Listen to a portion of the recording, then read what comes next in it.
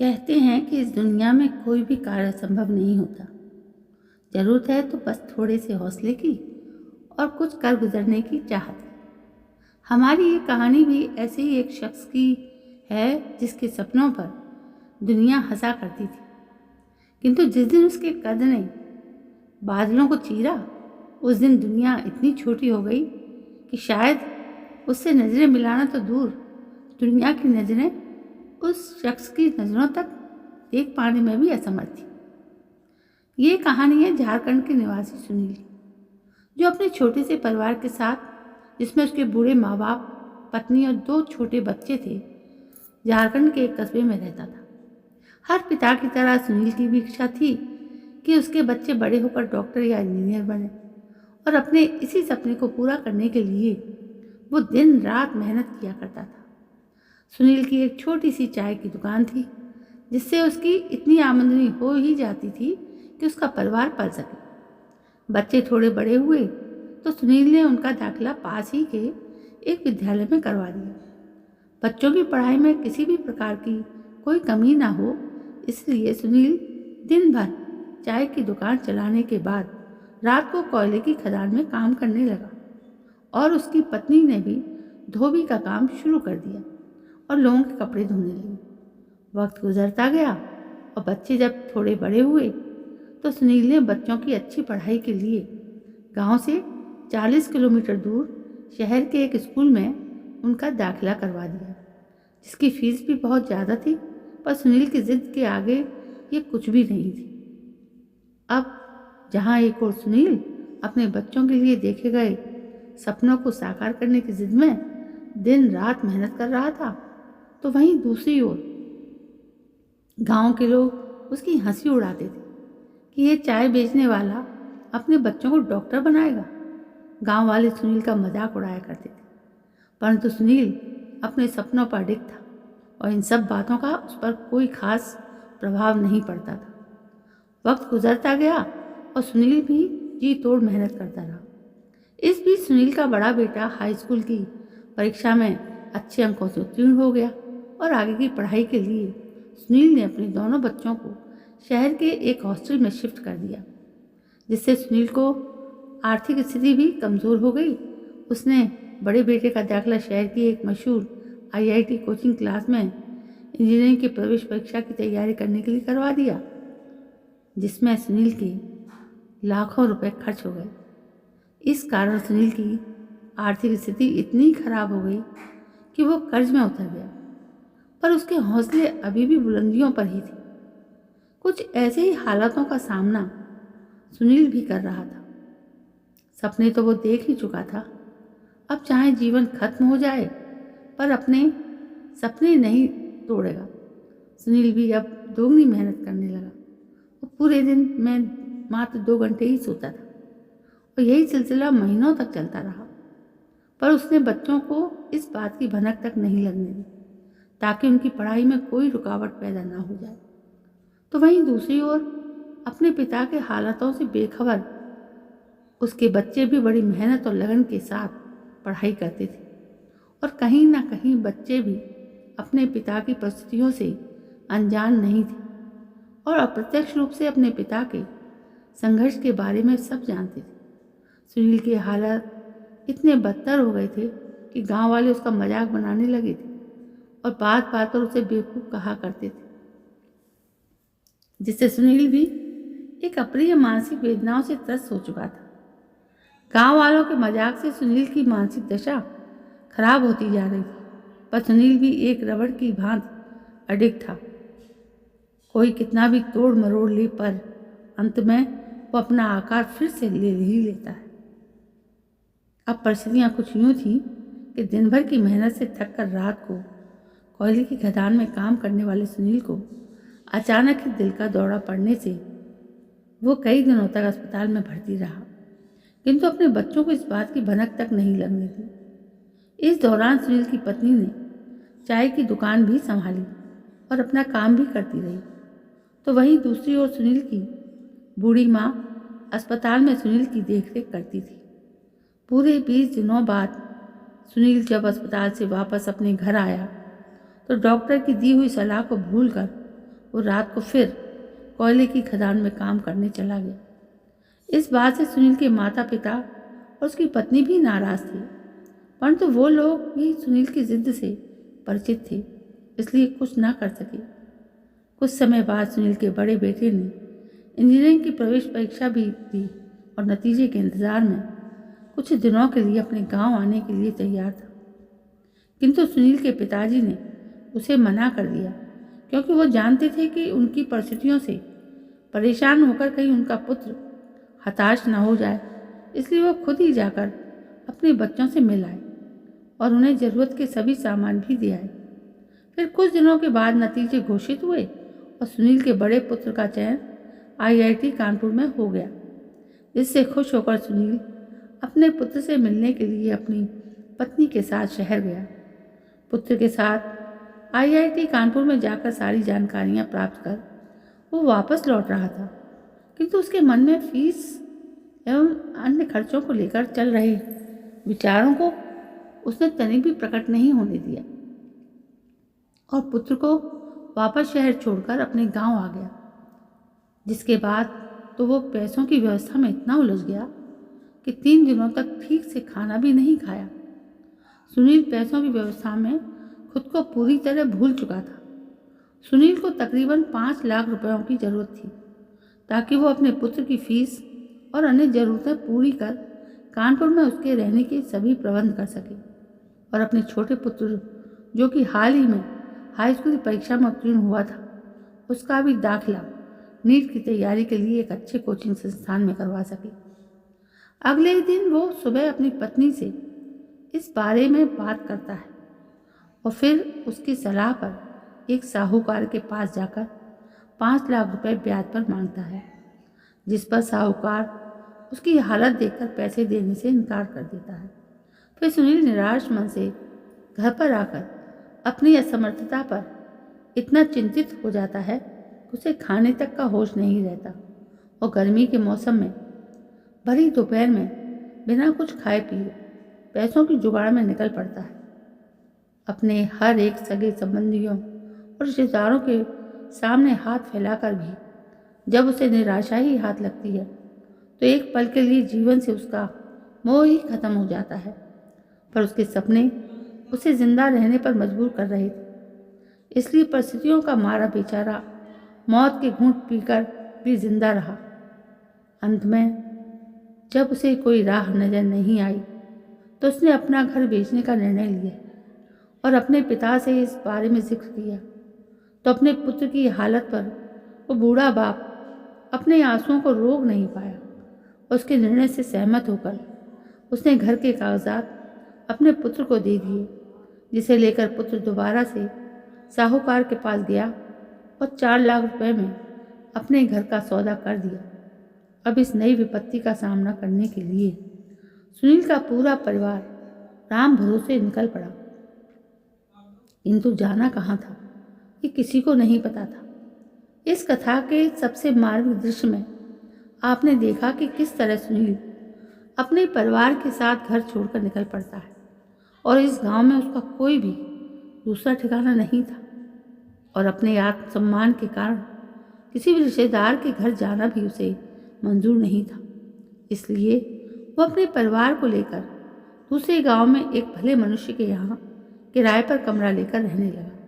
फिर अपने परिवार के रहने का सारा प्रबंध कर वो अपने पुत्र को लेकर कानपुर चला गया और उसका एडमिशन IIT कानपुर में करवाकर उसके सभी ज़रूरत इंतजाम कर दिए और फिर लौटकर अपने छोटे पुत्र को भी शहर की एक मशहूर कोचिंग संस्थान में नीट की तैयारी के लिए दाखिला दिलवा दिया।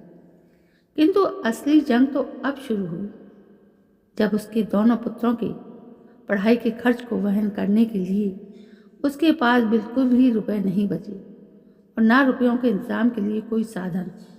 इसलिए एक नए गांव में काम की तलाश में वो दर दर भटकने लगा।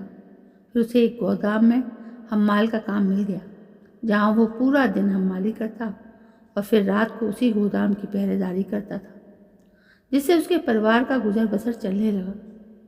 दिन बीतते गए और फिर एक ओर जहां सुनील का बड़ा पुत्र अपनी मेहनत और लगन से IIT कानपुर में 3rd ईयर में आ गया तो वहीं दूसरी ओर उसके छोटे पुत्र का भी नीट के जरिए एम्स दिल्ली में चयन हो गया, जिससे सुनील की खुशी का कोई ठिकाना नहीं था, क्योंकि एम्स दिल्ली एक प्रतिष्ठित संस्थान तो था वही, और उसकी फीस भी ज़्यादा नहीं थी।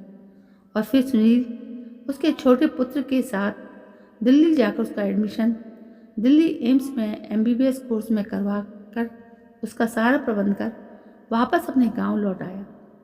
हैरत की बात थी कि सुनील के साथ इतना सब कुछ हो गया, पर उसके दोनों पुत्रों को उसने कुछ भी नहीं बताया था। परिस्थितियों का मारा सुनील भी शारीरिक रूप से इतना कमज़ोर हो गया था कि वक्त के पहले ही बूढ़ा हो चला था, पर जिम्मेदारियों के कारण मानसिक रूप से सुनील के ऊपर मंडरा रहे संकटों के बादल अब छटने लगे थे, और खुशियों के पल तेजी से उसकी ओर बढ़े चले आ रहे थे। और देखते ही देखते वो पल भी आ गया जिसके लिए सुनील ने वर्षों तपस्या की थी। उसके बड़े पुत्र का IIT कानपुर से एक MNC कंपनी में 18 करोड़ रुपए के पैकेज पर प्लेसमेंट हो गया, और अपने पिता को ये खुशखबरी देने के लिए सुनील का बड़ा पुत्र अपने गांव लौटा तो उसने देखा कि उसके घर पर कोई और रह रहा था। जिस पर पुत्र ने पूछताछ की तो उसे पता लगा कि वो घर सुनील ने अपने बच्चों की पढ़ाई के लिए साहूकार को बेच दिया है, और खुद अपने परिवार के साथ गांव छोड़कर चले गए और पास ही के गांव में किराए पर रहते हैं, गोदाम में हमाली करते हैं।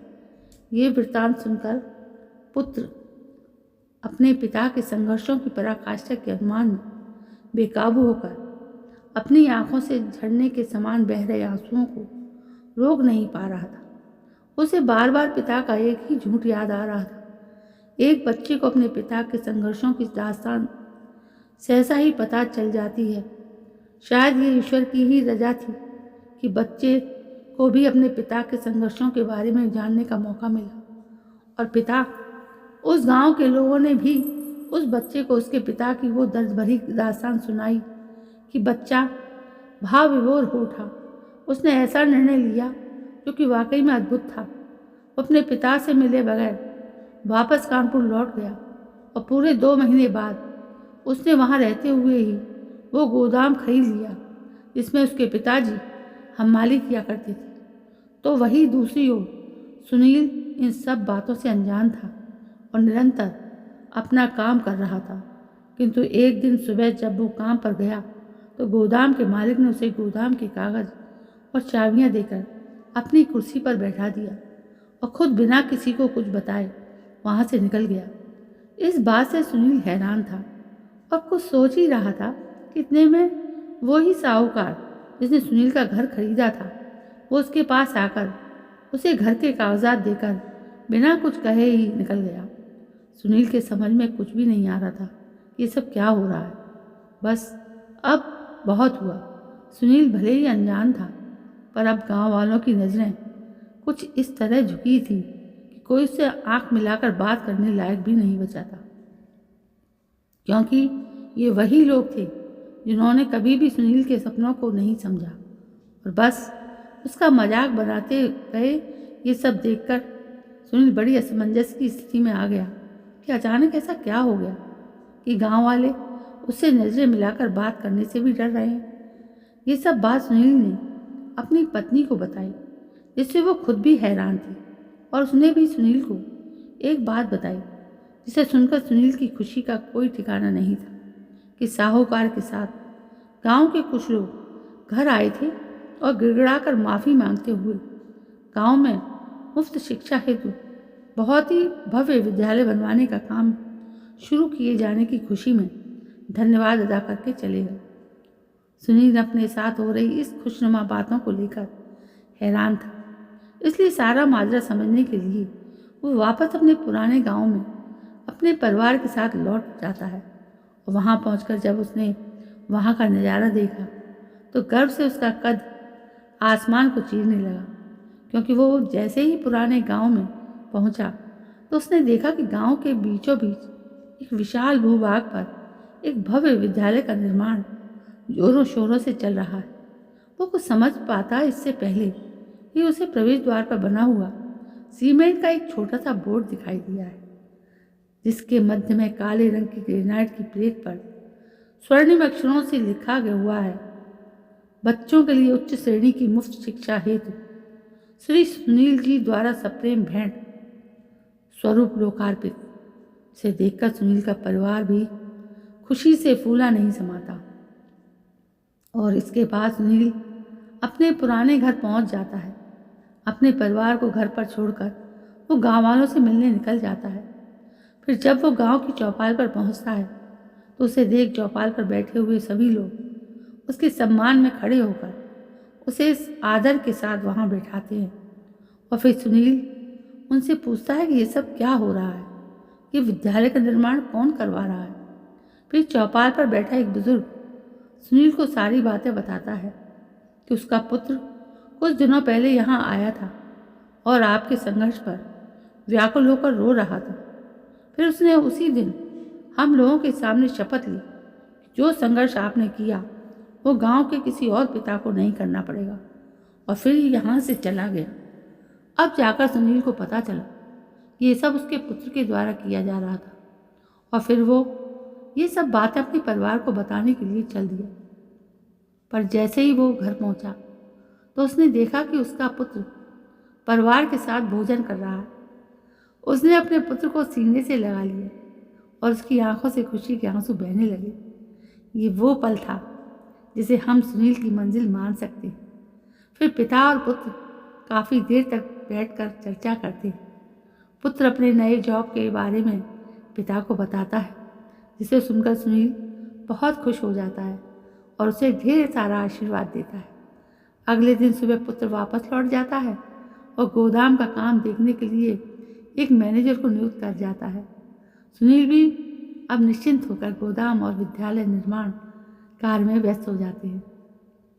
और फिर एक दिन वो अपने छोटे बेटे से मिलने दिल्ली जाता है और वहाँ पहुंचकर जब वो अपने पुत्र से मिलता है तो उसका पुत्र भी बहुत खुश हो जाता है और विद्यालय निर्माण के लिए अपने पिता को बधाइयाँ देता है।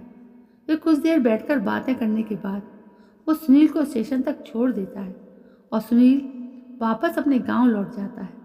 और फिर देखते ही देखते 2 साल बीत जाते हैं और विद्यालय भी बनकर तैयार हो जाता है।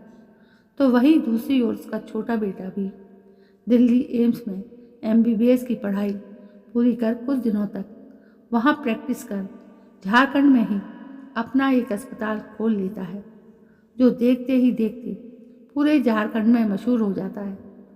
ये कथा उन सभी के मुंह पर लगा एक करारा तमाचा है, जो किसी संघर्षरत गरीब का कुछ इस कदर मजाक बनाते हैं। यदि वो गरीब सुनील जैसे हौसले ना रखे तो शायद निराशा और गुमनामी की दलदल में उतरकर जीवन से हार मानकर खुद को मुकद्दर के भरोसे छोड़कर ही संतुष्ट हो जाते हैं। तो दोस्तों, आपने ये कहानी सुनी, कितनी शानदार कहानी है। आपको पसंद भी आई होगी तो आप लाइक शेयर कमेंट करिए जल्दी से, और मेरे चैनल को सब्सक्राइब करना ना भूलें। कल मैं फिर हाजिर होती हूँ एक नई कहानी को लेकर आपके समक्ष। तब तक के लिए जय हिंद, वंदे मातरम।